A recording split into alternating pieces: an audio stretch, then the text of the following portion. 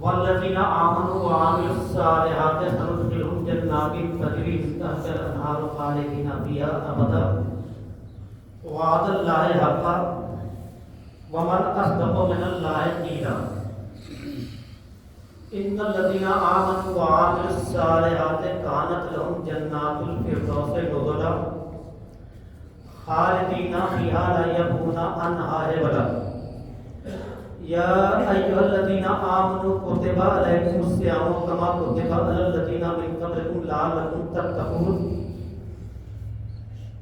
ان الذین آمنوا وعملوا الصالحات واقاموا الصلاة وآتوا الزکاة ان الذین آمنوا وعملوا الصالحات واقاموا الصلاة وآتوا الزکاة لهم اجرهم عند ربهم ولا خوف علیہم ولا هم یحزنون رب زدنی علما رب زدنی علما رب زدنی علما رب اشرح لي صدری ويسر لي امری واحلل عقدۃ من لسانی یفقهوا قولی اللهم انی اسألک الجنة واعوذ بک من النار اللهم انی اعوذ بک من عذاب القبر ومن عذاب جہنم ومن فتنة المحیا والممات ومن شر فتنة المسیح الدجال اللهم ربنا آتنا في الدنيا حسنة وفي الآخرة حسنة وقنا عذاب النار اللهم أجرنا من النار آمين صدق اللہ العظیم معزز سامعین السلام علیکم ورحمۃ اللہ وبرکاتہ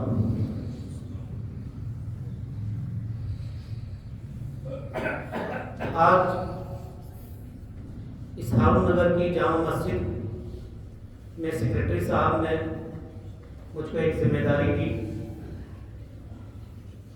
کہ کچھ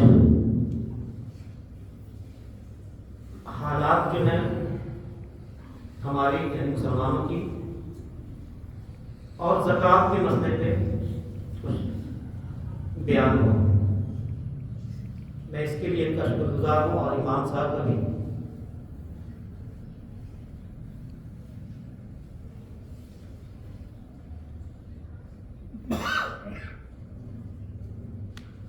ہم نے ابھی آپ لوگوں کو سلام کیا.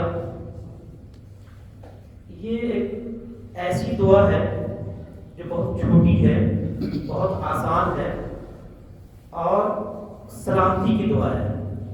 ہر مسلمان کو جواب دینا فرض ہے. اور جیسا کہ ہم جانتے ہیں کہ سلام کرنے میں 10 نیکی ملتی کم سے کم اور جواب دینے میں 7 نیکی. تو دنیا میں یہ جو گنتی ہوتی ہے وہ نیکی کی گنتی ہوتی ہے 10 20 30 40 50 اس طرح سے نیکی کی گنتی ہوتی ہے. لیکن قیامت کے دن جو نیکی ہوگی اس کی گنتی نہیں ہوگی. اس نیکی کو میزان پہ ترازو پہ تولا جائے گا. اس لیے جب بھی کوئی نیک عمل کیا جائے اس میں خلوص پیدا کیا جائے تاکہ اس عمل میں جو نیکی ملے اس کا وزن بھاری ہو. جیسے مثال کے طور پہ آج کل تو سلام ایک اسٹیٹس سمبل بن گیا. لوگ سمجھتے ہیں کہ مجھ کو سلام کیا جائے, جبکہ رسول اللہ صلی اللہ علیہ وسلم نے فرمایا کہ سلام کو عام کرو چاہے تم اس کو جانتے ہو یا نہیں جانتے ہو. یعنی مسلمان کو سلام کرو چاہے وہ جان پہچان کا مسلمان ہو چاہے وہ مسلمان جان پہچان کا نہیں ہو. ہم لوگ آپس میں یہاں جانتے ہیں لیکن وہ کوئی نئے انسان آگے تب بھی سلام کرنا ہے. سلام میں پہل کرنا ہے. سلام سے اتحاد پیدا ہوتا ہے. آج ہمارے سوسائٹی میں اتحاد کی کمی ہے. لوگ چھوٹے چھوٹے گروہ میں بڑھ گئے ہیں. ہر گروہ والا چاہتا ہے کہ یہ دوسرے گروہ والے گمراہ ہیں ان کو وہ سلام نہیں کرتے کیونکہ اتحاد نہیں ہمارے اندر. ہمارے اندر گھمنڈ آ گیا ہے. سلام کیا ہے؟ سلام گھمنڈ کو توڑتا ہے. سلام کرنے میں کبھی کبھی کراہیت ہوتی ہے اس کو سلام کیا جائے کہ نہیں کیا جائے. یہ گھمنڈ ہے. اس لیے بلا جھجھک سلام کیا جائے. اس سلام میں جو نیکی ملے گی وہ 10 نیکی میں کافی وزن ہوگا. اللہ تعالیٰ نے اللہ کے رسول صلی اللہ علیہ وسلم نے ایک تسبیح بتائی چھوٹی سی اور فرمایا کہ یہ بہت چھوٹی تسبیح ہے لیکن میزان پہ اس کا وزن بہت بھاری ہے. سبھی جانتے ہیں سبحان اللہ و بحمدہ سبحان اللہ العظیم، اس کا ورد کرتے رہنا چاہیے. کیونکہ قیامت کے دن جب انسان اللہ تعالیٰ کے سامنے پیش ہوگا تو نیکیاں کتنی ہوں گی، ایک ایک نیکی کی اہمیت ہوگی، تو اس کا ورد کرنا چاہیے. جیسے ہم ظہر کی 4 سنت پڑھتے ہیں اور فجر کی 2 سنت پڑھتے ہیں. فجر کی 2 سنت کے بارے میں اللہ کے نبی صلی اللہ علیہ وسلم نے فرمایا یہ دنیا و مافیہ سے سب سے بڑھ کر ہے. یعنی 2 سنت، فجر کی 2 سنت کی اتنی اہمیت ہے، یعنی اس کی اتنی اہمیت ہے کہ میزان میں وہ بہت بھاری ہوگا. تو اس طرح سے ہمیں اپنی نیکیوں کو بڑھانا چاہیے، عمل میں صدق دل لانا چاہیے، تاکہ کسی طرح کا کوئی شائبہ، شبہ، گھمنڈ، تکبر نہ ہو. اور اللہ تعالیٰ سے یہ دعا کرتے رہنا چاہیے کہ ہمارے اندر سے گھمنڈ، تکبر کو ختم کر دیں. آج کا مسلمان پوری دنیا میں، خواہ وہ یہ ملک عزیز ہو چاہے کوئی اور ملک ہو، ہر جگہ مسلمان ذلیل و خوار ہو رہا ہے. ہر جگہ وہ بک رہا ہے، اس کی کوئی اہمیت نہیں ہے، اس کے بعد میں کوئی وزن نہیں ہے. اس کی وجہ کیا ہے؟ اس کی وجہ یہ ہے کہ ہم دین سے بالکل دور ہو گئے. ہم ایک مسلمان خاندان میں پیدا ہوئے، ہم نے اپنے گھر میں آس پاس مسجد میں امام صاحب، مؤذن صاحب، حافظ صاحب وغیرہ کو دیکھا اور ہم نے عمل کرنا شروع کر دیا. یہی ہمارا دین ہے. بہت کم لوگ ہیں جو دین کو سمجھنا چاہتے ہیں، سیکھنا چاہتے ہیں، بہت کم ہے. ایک چھوٹی سی مثال دیتے ہیں. کسی کے پاس ایک سائیکل بھی ہوتی ہے تو اس کی وہ سروسنگ کراتا ہے، اس کی اوور ہائلنگ کرواتا ہے. کسی کے پاس موٹر سائیکل اور کار ہوتا ہے، اس کی بھی سروسنگ ہوتی ہے کچھ دنوں کے بعد. کیوں؟ اس لیے کہ اس کے اندر گندگی آ جاتی ہے، اس کی ایفیشنسی گھٹ جاتی ہے، پیٹرول زیادہ خرچ ہوتا ہے، سائیکل چلانے میں طاقت زیادہ لگتی ہے. تو اس وجہ سے اس کی سروسنگ کرائی جاتی ہے. گھر میں ہم وائٹ واشنگ کراتے ہیں، پینٹنگ وغیرہ کرواتے ہیں. اس کی وجہ کیا ہے؟ گھر کا نشو و نما کچھ دنوں کے بعد وہ خراب ہونے لگتا ہے، تو اچھا دکھنے کے لیے اس کو کرتے ہیں. لیکن ہم نے دین کے معاملے میں جو ہم نے سیکھا ہے ابھی تک، دیکھ دیکھ کر کے، کچھ تقریر میں سن کر کے سیکھا ہے، کچھ دیکھ کر کے سیکھا ہے، تو یہ جو دین کے معاملے میں ہم نے کبھی اپنا اسسمنٹ نہیں کیا کہ کیا ہم جن باتوں پہ عمل کر رہے ہیں وہ بات صحیح ہے، اس میں کچھ میں نے اضافہ کر دیا یا اس میں نے کچھ اس سے گھٹا دیا یا اس میں کچھ امپروومنٹ کرنا تھا. نہیں کرتے ہیں. اس کی وجہ کیا ہے؟ اس کی وجہ یہ ہے بے رغبتی. فکر ختم ہو گیا، قیامت کا ڈر ختم ہو گیا ہے، اللہ کے نبی صلی اللہ علیہ وسلم سے محبت ختم ہو گئی ہے، صرف زبانی محبت رہ گئی ہے. یہی وجہ ہے کہ ہم آج دین سے بہت دور ہو گئے. اور جب دین سے دور ہوگا ایک مسلمان تو دنیا میں بھی ذلیل و خوار ہو جائے گا، اور قیامت کے دن کیا ہوگا وہ سبھی جانتے ہیں. اگر دنیا میں سرخروئی اور سربلندی چاہیے تو ہمیں لوٹنا ہوگا واپس دین کی طرف. ہمیں اپنا اسسمنٹ کرنا ہوگا. کم سے کم 4 چیزوں پہ عمل کرنا ہوگا شریعت کی پابندی کے ساتھ. پہلی چیز جو ہے وہ خود کا اسسمنٹ کرنا ہوگا، اپنی اصلاح کرنی ہوگی. دوسری چیز جو ہے وہ اپنے بچوں کی اچھی تربیت کرنی ہوگی. میں تعلیم کی بات نہیں کر رہا ہوں، تعلیم تو لوگ دلواتے ہی ہیں جن کی جو صلاحیت اس کے حساب سے مدرسے اور اسکول میں تعلیم. بچوں کی اچھی تربیت کرنی ہوگی. تربیت کا مطلب دین کی تربیت. گھر کی عورتوں کو دین کی طرف اور دین کی تعلیم سے آراستہ کرنا ہوگا. یہ بہت امپورٹنٹ ہے. گھر کی عورتوں کو دین کی طرف، دین کی تعلیم سے آراستہ کرنا ہوگا. اس لیے کہ گھر میں جو بچے بڑے ہوتے ہیں وہ عورتوں ہی کے گود میں بڑے ہوتے ہیں اور ان سے دھیرے دھیرے وہ بڑے ہوتے ہیں تو زیادہ تر ان کا وقت عورتوں کے پاس گزرتا ہے، اپنی ماں کے پاس گزرتا ہے، اپنی بہن کے پاس گزرتا ہے. تو اور چوتھی چیز یہ ہے کہ سماج میں بھائی چارگی اور اتحاد پیدا کرنا ہوگا، کیونکہ ہم ایک ایسے ملک میں رہ رہے ہیں جہاں پہ ہمارے غیر مسلم بھائی بھی ہیں، ہم ہیں، ہمیں مل کے رہنا ہے. تو سماج میں بھائی چارگی اور اتحاد پیدا کرنا ہے. یہ چار چیزوں پہ عمل کرنا ہوگا، تب جا کر کے ایک وقت آئے گا اگر یہ سب ان چیزوں پہ عمل ہو، ہم دین کی طرف واپس آئیں، تو ایک وقت آئے گا 10 سے 15 سال وقت لگے گا اس میں، کہ اس 10 سے 15 سال کے وقت میں پیریڈ میں ایک نیا ماحول بنے گا. ماحول ہی تو بنانا ہے کیونکہ ہمارے پاس دینی ماحول نہیں ہے، اور دینی ماحول نہیں ہونے کی وجہ صحیح تربیت نہیں ہوئی. اتنے مدرسے کھلے ہوئے ہیں، کچھ مدرسوں کو چھوڑ دیجئے تو باقی مدرسوں میں اگر مدرسوں کو ہم لوگ 3 حصے میں ڈیوائڈ کرتے ہیں. ایک مدرسہ وہ ہے جو سرکاری مدرسہ ہے، جہاں پہ پڑھائی تو دین کی ہوتی ہی نہیں ہے، وہاں پہ صرف ایریاز اور انکریمنٹ کیلکولیٹ کرتے ہیں جو حضرات ہیں. دوسرا مدرسہ ایسا ہے جو جن کے مدرس جو ہے وہ صرف چندہ کرنے کے اوپر دھیان لگاتے ہیں، کیونکہ 50% کمیشن مل جاتا ہے. اور تیسرا مدرسہ وہ ہے جس میں واقعی تعلیم ہوتی ہے لوگ ایسے مدرسے آپ کی کالونی میں بھی مفتی جنید صاحب کا مدرسہ ہے، دیکھیے بہت اچھی تعلیم ہوگی. مدرسے کو تو پیسہ چاہیے لیکن تعلیم کی اہمیت ہے. دیکھیے آج ہمارے سماج میں کیا ہے کہ غلط رسم و رواج میں ہم لوگ پڑے ہوئے ہیں. آپ جا کر کے دور دراز کے علاقوں میں دیکھیے، گاؤں دیہات میں، تو ہمارا جو رسم ہے دوسرے جو مذاہب ہیں ان کے رسم سے ملتا جلتا ہے. اس کی وجہ یہ ہے کہ دین کی تعلیم وہاں تک نہیں پہنچی، ان کے پاس وہ پڑھ نہیں پائے. تو ہمیں اپنے آپ کو دین کی طرف لوٹانا ہے. اللہ کے نبی صلی اللہ تعالی علیہ وسلم نے فرمایا کہ دین کی بنیاد 5 چیزوں پہ ہے. دین کی بنیاد 5 چیزوں پہ ہے. پہلا کلمہ طیبہ کی شہادت دینا، یعنی اللہ اور اس کے رسول، اللہ کو ایک جاننا، اس کے رسول کو آخری رسول ماننا.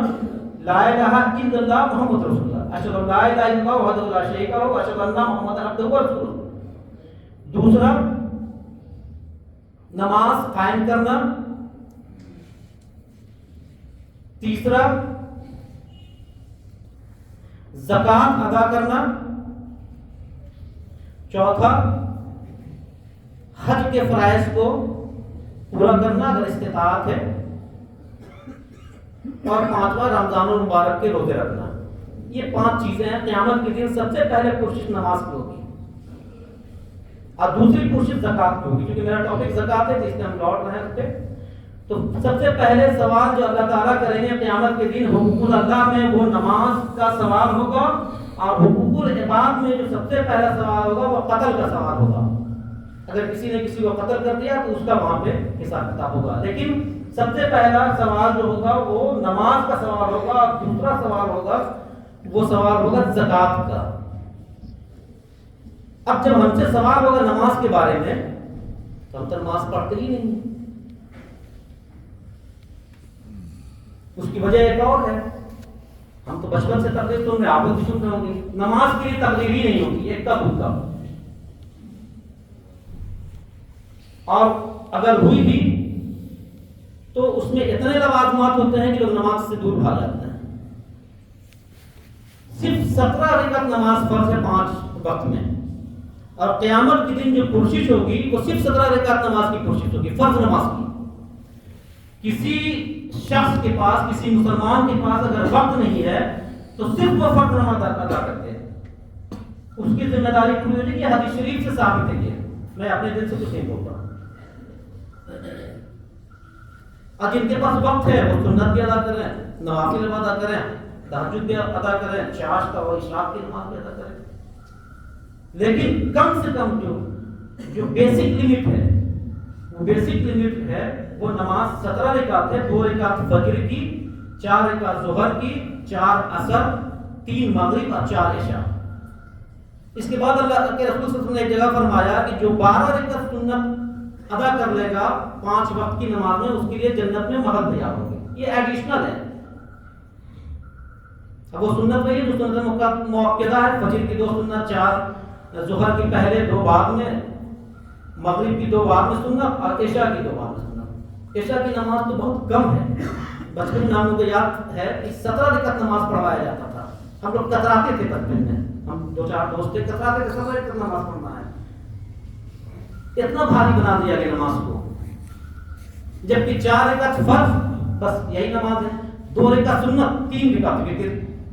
وتر 1 رکعت سے لے کے 13 رکعت تک پڑھ سکتے ہیں، افضل 3 رکعت ہے. تو 4 رکعت عشاء کی، 2 رکعت سنت اور 3 رکعت، 4 2 6 3 9 رکعت میں عشاء کی ذمہ داری پوری ہو جائے گی. بہت دین کو اللہ تعالیٰ نے بہت آسان بنایا ہے. دین کو اللہ تعالیٰ نے بہت آسان بنایا ہے. اور جب فرض نماز ادا کرنے لگیں گے تو ایک وقت ایسا آئے گا خود بخود دل میں رغبت ہوگی کہ سنت بھی پڑھ لیا جائے، نفل بھی پڑھ لیا جائے. یہ دھیرے دھیرے چیزیں خود بخود آئیں گی. اور فسڑن اگر ڈال دیا جائے کسی کے اوپر کوئی ذمہ داری تو بھاری ہو جاتی ہے. اس لیے جو لوگ نماز نہیں پڑھتے ہیں وہ توبہ کر لے. توبہ کا دروازہ کھلا ہے جب تک موت نہیں آتی ہے. لیکن جب جو چیز ظاہر ہو گئی اسی وقت توبہ کرنا ہے. ایسا نہیں کہ سوچیں کہ ریٹائرمنٹ ہو جائے گا تب توبہ کر لیں گے، چلو کبھی توبہ کر لیں گے. ایسا نہیں. توبہ کر لینا چاہیے اور فرائض کو ادا کر لینا چاہیے. جیسے زکوٰۃ کے بارے میں ڈیٹیل بتائیں گے. اس میں جو فرائض ہیں وہ زکوٰۃ کی فرائض ہے، اس کو ادا کرنا ہے. جو اس میں 2.5% ہے، کہیں پہ 10% ہے، کہیں پہ 20% ہے. تو یہ منیمم لیول ہے. لیکن الگ سے بھی تو ہم لوگ مدد کرتے ہیں، لوگوں کی صدقہ دیتے ہیں. کوئی بیمار پڑ گیا تو اس کو پیسہ دیتے ہیں، کسی کی شادی ہے تو وہ پیسہ دیتے ہیں. یہ نفل صدقہ ہے. لیکن فرائض کو ادا کرنا ہے. سب سے پہلے روزے، رمضان المبارک کے جو روزے 1 مہینے کے ہیں 29 یا 30، یہ فرض ہے. اس کی کوشش ہوگی قیامت کے دن. نوافل روزے رکھتے ہیں وہ ایڈیشنل بینیفٹ ہے. اس سے جنت میں درجات بلند ہوں گے، جنت میں محل بنیں گے، جنت میں آرائش کی چیزیں اللہ تعالیٰ زیادہ سے زیادہ عطا فرمائے گا. لیکن آپ نے تقریروں میں سنا ہوگا، ابھی ہم ایک تقریر سن رہے تھے فیس بک پہ. ایک مولانا نے تقریر کیا کہ ایک صاحب رسول اللہ صلی اللہ علیہ وسلم کے پاس تشریف لائے اور کہا میں ایمان لانا چاہتا ہوں. رسول اللہ صلی اللہ علیہ وسلم نے ان کی بیعت لی، کلمہ پڑھا اور ایمان لے آئے. اور 2 گھنٹے کے بعد وہ انتقال کر گئے، وہ شہید ہو گئے. 2 گھنٹے کے بعد وہ شہید ہو گئے. بیچ کا انہوں نے بتایا نہیں، لیکن یہ ممکن ہے کہ وہ جنگ کا معاملہ ہوگا، اس میں وہ شہید ہو گئے یا کوئی اور وجہ ہوگی. اب آگے وہ کیا کرتے ہیں اس میں بڑی بات ہے. آگے اس مقرر نے کہا دیکھو وہ صحابی جنت میں جائیں گے، لیکن کیا ان کے پاس نماز تھی؟ کیا ان کے پاس روزہ تھا؟ کیا ان کے پاس زکوٰۃ انہوں نے ادا کیا؟ کیا انہوں نے حج کیا؟ ایسی تقریریں ہوتی ہیں. ہمیں اس طرح کے علماء سے بچنا چاہیے. علماء 2 طرح کے ہوتے ہیں، علماء حق اور علماء باطل، علماء سو جن کو کہتے ہیں. چھوٹے چھوٹے دجال پیدا ہو گئے ہیں. قیامت سے پہلے کانا دجال آئے گا، اس کے پیشانی پہ لکھا ہوا کافر، مسلمان اس کو پہچان لے گا. لیکن یہ جو دجال چھوٹے چھوٹے کھڑے ہیں ان کو پہچاننا بہت مشکل ہے. ان کو پہچاننے کا کیا طریقہ ہے؟ جب وہ تقریر کرتے ہیں اس کو آپ سنیے اور پھر اس کو ڈھونڈیے کہ یہ صحیح کہا، سوچیے سمجھیے. اس لیے کہ اللہ تعالیٰ نے انسان کو سوچنے سمجھنے کی صلاحیت عطا فرما دی ہے. ہر کام اللہ کی مرضی سے نہیں ہوتا ہے. نہیں تو کوئی شخص نہ کر کے آیا کہ کیا بتائیں اللہ کی مرضی تھی، ہم تو کچھ نہیں کر پائے. کوئی چوری کر کے آیا کہے گا اللہ کی مرضی تھی، ہم تو کچھ نہیں کر پائے. نہیں، اگر کسی مسلمان کے پاس 2 پیالہ پیش کیا جاتا ہے، 1 پیالہ شراب کا اور 1 پیالہ شربت کا، تب وہ اس کے پاس آنے کے بعد وہ تذبذب میں پڑ جائے گا ہم کیا لیں. اگر اچھا مسلمان ہوگا تو شربت کا پیالہ پسند کرے گا، اور اگر غلط ہوگا تو شراب کا پیالہ پسند کرے گا. کیونکہ اس کے دل نے اس کو اجازت دیا کہ یہ کام کرو تو اس نے کیا.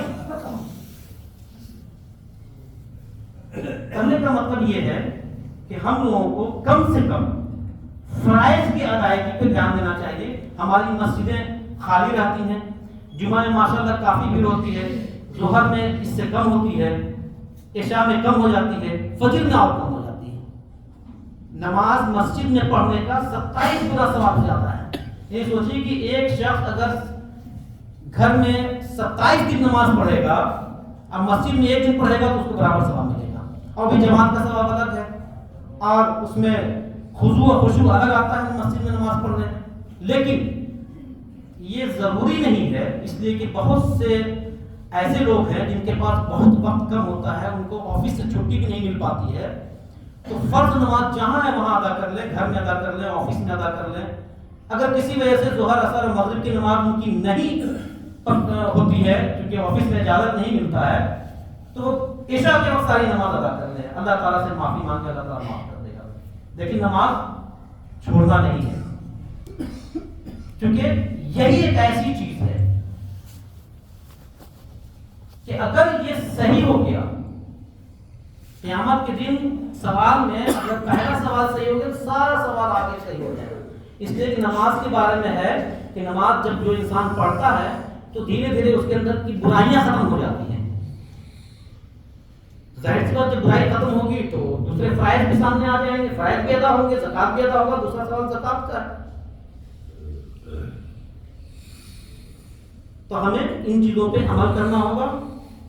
کہیے انشاءاللہ. آپ نے دیکھا ہوگا آج کل بہت شارٹ کٹ چل رہا ہے. ایک فون آتا ہے, سر آپ کی لاٹری لگ گئی 50 لاکھ روپے کی, کیا کرنا ہے؟ ایسے ایسے کرنا. کرتے کرتے 25-50 ہزار روپے اس نے نکال لیا, اور اس کے بعد پھر معاملہ ختم ہو گیا. یہ شارٹ کٹ ہے. 50 لاکھ روپے کمانے کے لیے 50 ہزار کما دیا, 1 لاکھ کما دیا, کبھی کبھی بڑے اماؤنٹ چلے جاتے ہیں. میں نے دیکھا ہے ایسا. یہ کیا ہے؟ یہ لالچ ہے. انسان نے سوچا نہیں, صرف اس کو مال دکھ رہا ہے, لیکن وہ دھوکے میں ہے. اسی طرح سے آپ نے دیکھا ہوگا جو چھوٹے چھوٹے گروہ بنے ہوئے ہیں, وہ کہتے ہیں آؤ میرے پاس, ہم سب سے پہلے تم کو جنت میں لے جائیں گے, بعد میں ہم جائیں گے. یہ جھوٹا وعدہ ہے, یہ ممکن ہی نہیں ہے. اللہ کے نبی صلی اللہ علیہ وسلم نے فرمایا کہ اللہ تعالیٰ نے جب جنت پیدا فرمایا تو جبرائیل علیہ السلام کو کہا کہ جائیے جنت گھوم کے آئیے. یہ حدیث شریف ہے, اس کا مفہوم بتا رہے ہیں, ایگزیکٹ نہیں ہے, مفہوم بتا رہے ہیں کہ جنت گھوم کے آئیے. تو جبرائیل علیہ السلام گئے. آنے کے بعد فرمایا یا اللہ تعالیٰ, جنت تو اتنی اچھی رہنے کی جگہ ہے کہ اگر ایک بار بھی کوئی شخص اس کو سن لے, اس کے بارے میں سن لے جنت کیسا ہے, تو وہ یہ کوشش کرے گا کہ وہ جنت میں جائے. اللہ تعالیٰ نے فرمایا اچھا ٹھیک ہے, پھر سے جائیے. پھر وہ گئے, اور آنے کے بعد فرمایا کہ اللہ تعالیٰ اب میں نہیں سمجھتا کہ کوئی بھی انسان جنت میں جا سکے گا. اب سوچیے 2 بار وزٹ کیا, دونوں میں باتیں بدل گئی. تو اللہ تعالیٰ نے کیا کیا؟ جنت کو ناگوار چیزوں سے ڈھانپ دیا, یعنی شریعت کی پابندی سے جنت کو کور کر دیا. ایک رپورٹ ایک بار ہم پڑھ رہے تھے کہ جو ریسرچ اسکالر ہیں, سائنٹسٹ ہیں, زیادہ تر سائنٹسٹ تو یہودی ہی ہیں, جو سائنٹسٹ ہیں وہ جنت کو ڈھونڈ رہے ہیں کہ اس میں ڈائریکٹ داخل ہو جائے. تو اللہ تعالیٰ نے جنت کو شریعت کی پابندی سے ڈھانپ دیا ہے. اب اس کا مطلب یہ ہوا کہ جو شریعت پہ عمل کرے گا جنت اس کے لیے کھل جائے گا. جو شریعت پہ عمل کرے گا وہ جنت اس کے لیے کھل جائے گا, اور نہیں تو جنت ڈھکی رہے گی. پھر اللہ تعالیٰ نے فرمایا, اللہ تعالیٰ نے جہنم کو پیدا فرمایا, اور جبرائیل علیہ السلام سے فرمایا کہ جائیے جہنم دیکھ کے آئیے. جبرائیل علیہ السلام گئے تو جہنم کی ہولناکیوں کو دیکھا انہوں نے. کتنا خطرناک جنت ہے یہ جہنم. معاف کیجیے گا. آئے, فرمایا جبرائیل علیہ السلام نے کہ یا اللہ, جو جہنم کے بارے میں ایک بار سن لے گا اس سے بچنے کی کوشش کرے گا, یعنی دنیا کی لذتوں اور شہوات سے بچے گا. اللہ تعالیٰ نے کہا کہ اچھا پھر سے جائیے. جب دوبارہ گئے اور واپس آئے تو فرمایا کہ مجھ کو نہیں لگتا کہ کوئی بھی شخص جہنم سے بچ سکے گا. کیوں؟ اللہ تعالیٰ نے جہنم کو دنیا کی لذتوں اور شہوات سے کور کر دیا. یعنی جہنم سے بچنا ہے تو دنیا کی لذت اور شہوات سے بچنا ہوگا. یعنی ہمیں دین کی طرف لوٹنا ہوگا, شریعت کی پابندی کی طرف لوٹنا ہوگا. اس کے علاوہ کوئی دوسرا چارہ نہیں ہے حضرات, کوئی دوسرا چارہ نہیں. کوئی بھی شخص کچھ کہتا ہے تو جھوٹ بولتا ہے. اللہ کے نبی صلی اللہ علیہ وسلم نے اپنے چچا محترم, اپنی پھوپھی اور اپنی صاحبزادی کو کہا کہ اپنے آپ کو جنت سے بچا لو, ایک معاف کیجیے, اپنے آپ کو جہنم کی آگ سے بچا لو. جب اللہ کے نبی صلی اللہ علیہ وسلم نے اپنے چچا جان کو کہا, اپنی پھوپھی کو کہا اور اپنی صاحبزادی کو کہا کہ اپنے آپ کو جہنم کی آگ سے بچا لو, تو آج 1400 سال بعد کا مسلمان کس حیثیت سے بولتا ہے کہ ہم تم کو جنت میں لے کے چلے جائیں گے؟ لگتا ہے کہ پلاٹنگ ہو رہی ہے, جنت میں ایک پلاٹ ہمارے پاس آئیے, نذرانہ دیجیے, پیسہ دیجیے, اور اس کے بعد جنت میں ایک پلاٹ جو ہے کرتے ہیں. جنت کے بارے میں آپ کو بتا دیا کہ جنت میں کیسے جانا, جہنم سے کیسے بچنا ہے. ہمیں واپس آنا ہوگا. گھر واپسی کی بات آپ لوگ سنتے ہوں گے ہر جگہ, اس میں ہمیں دین کی طرف واپس آنا ہوگا. اور جب ہم دین کی طرف واپس آ جائیں گے تو ہمارے سامنے ساری چیزیں ہمارے کنٹرول میں ہوں گی. ہمیں کسی سے مدد مانگنے کی ضرورت نہیں ہوگی. اللہ کی مدد خود بخود آئے گی. ایاک نعبد و ایاک نستعین, ہم تیری ہی عبادت کرتے ہیں اور تجھ سے ہی مدد مانگتے ہیں. ایسا نہیں ہے کہ اللہ تعالیٰ مدد دے دیجیے پھر عبادت کریں گے, ایسا نہیں ہو سکتا ہے. پہلے عبادت کرنی ہوگی, پہلے دین کی طرف واپس آنا ہوگا, تب. آئیے زکوٰۃ کے موضوع پہ آتے ہیں, وقت تو ختم ہو رہا ہے. سیکریٹری صاحب سے گزارش کریں کہ ایک جمعہ مجھ کو اور دیا جائے زکوٰۃ پہ, جب بھی ہو آگے. زکوٰۃ کیا ہے؟ زکوٰۃ اسلام کا ایک ستون ہے جو فرض ہے. قیامت کے دن زکوٰۃ کا سوال, دوسرا سوال ہوگا, نماز کے بعد زکوٰۃ کے بارے میں سوال ہوگا. زکوٰۃ پاکیزگی کو کہتے ہیں. پاکیزگی کا مطلب یہ ہوا کہ مالدار کے مال میں غریبوں کا حق اللہ تعالیٰ نے طے کر دیا ہے. اس کو میں بتاؤں گا 10 چیزیں ہیں جن کے اوپر زکوٰۃ لگتی ہے, اور سب کے الگ الگ نصاب ہیں. سب کے زکوٰۃ میں الگ الگ پرسنٹیج ہے, 2.5% سے لے کے 20% تک ہے. وہ انشاءاللہ میں بتاؤں گا. تو زکوٰۃ پاکیزگی کو کہتے ہیں. زکوٰۃ جو شخص نکالتا ہے اس کا مال پاک ہو جاتا ہے, لیکن اس کا ہرگز یہ مطلب نہیں ہے کہ جو زکوٰۃ نکلی جو رقم وہ ناپاک ہے. یہ اس کا مطلب یہ نہیں کہ زکوٰۃ کی رقم ناپاک ہو جاتی ہے, وہ نہیں. اگر اس شخص کے پاس وہ پیسہ رہ گیا جس نے زکوٰۃ نکالنا تھا اور نہیں نکالا تو اس کے لیے وہ مال ناپاک ہے. لیکن جس کو زکوٰۃ دے دیا اس کے لیے وہ مال ناپاک نہیں ہے. آج ہم اپنی تقریر یہاں پہ ختم کرتے ہیں. آئیے ہم لوگ دعا کریں, کیونکہ سب سے اچھی دعا اللہ کے نبی صلی اللہ علیہ وسلم نے فرمایا, قرآن شریف میں بھی سورہ بقرہ میں ہے اور حدیث شریف میں موجود ہے, جو ہم پڑھتے ہیں ربنا آتنا. حدیث شریف میں اللہم سے شروع ہوتا ہے, آپ لوگ بھی پڑھ لیجیے دل میں. اللہم ربنا آتنا فی الدنیا حسنۃ وفی الآخرۃ حسنۃ وقنا عذاب النار. ابھی جو میں نے باتیں آپ کے سامنے رکھی اس میں کچھ غلطی ہوئی ہوں گی, اللہ تعالیٰ مجھ کو معاف کرے, آپ لوگ بھی معاف کیجیے, اور ہم لوگوں کو دین پہ عمل کرنے, دین کی طرف واپس ہونے کی توفیق اللہ تعالیٰ فرمائے, تاکہ ہم دنیا میں بھی سرخرو ہو جائیں اور قیامت میں بھی رسوائی نہ ہو. وآخر دعوانا الحمدللہ رب العالمین.